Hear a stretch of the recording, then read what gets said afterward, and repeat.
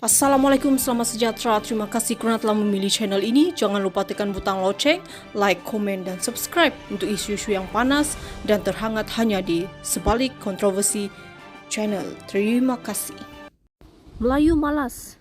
Melabelkan Melayu malas antara kesilapan taktikal yang berlaku ketika pentadbiran 22 bulan Pakatan Harapan selepas berjaya menumbangkan Barisan Nasional. Presiden PKR Anwar Ibrahim berkata PH perlu mengakui bahawa sepanjang pentadbir negara pimpinannya telah mengeluarkan kenyataan yang telah melukakan hati orang Melayu. Jelas Anwar dalam satu wawancara eksklusif bersama Malaysia Kini berkata PH gagal mengatasi masalah orang Melayu dengan baik ketika mereka diprovokasi. Saya kata bagi peluang soal kemalasan sudah dijawab ratusan tahun. Baca Ros Rizal, The Indolence of Filipinos. Baca Syed Husin Alatas, Mitos Pribumi Malas, The Myth of the Lazy Native. Ini sudah dijawab. Tapi masih ada ketua-ketua kita yang masih menyebut Melayu ini malas. Ini melukakan katanya ketika wawancara.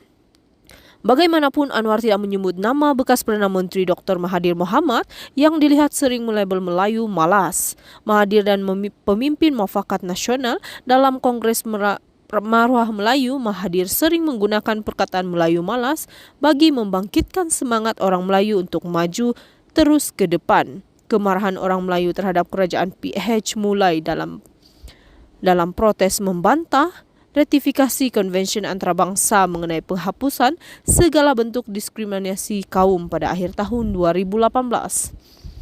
UMNO dan PAS telah menjadikan isu berkenaan sebagai senjata politik mereka apabila mendakwa usaha kerajaan PH untuk meratifikasikan ICED sebagai usaha untuk melemahkan kedudukan Islam institusi raja dan orang Melayu.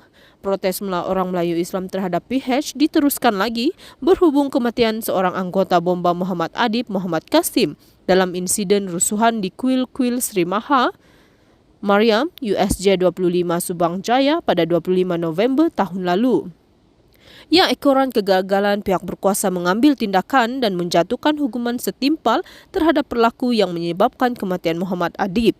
Kerajaan PH jatuh selepas 22 bulan berkuasa apabila Bersatu dipimpin Perdana Menteri Muhyiddin Yassin bertindak keluar pakatan itu pada Februari lalu. Ia kemudiannya disusuli dengan kem bekas timbalan Presiden PKR Muhammad Azmin Ali turut bertindak meninggalkan PH. Bersatu dan kem Azmin kemudiannya membentuk Kerajaan Perikatan Nasional bersama UMNO, PAS dan parti dari Sabah. Mengulas lanjut, Anwar berkata PH juga tersilap langkah apabila berusaha memenuhi janji untuk sijil peperiksaan bersepadu terlalu awal, terutama ketika sokongan orang Melayu semakin terhakis. Kemudian dalam bincang soal bahasa Cina, UEC, sekolah Cina yang kita boleh terima, tapi pendekatan kita terlalu awal. Belum tegaskan kedudukan bahasa Melayu, kemantapan bahasa Melayu, usaha mengangkat martabat bahasa Melayu sebagai bahasa ilmu, kita sudah bicara soal bahasa lain. Padahal kita harus tegaskan perkara ini dulu kerana PH Pakatan Baru, Kerajaan Baru. Sekian berita dari Di Sebalik Kontroversi. Jangan lupa tekan butang loceng, komen, subscribe dan share untuk isu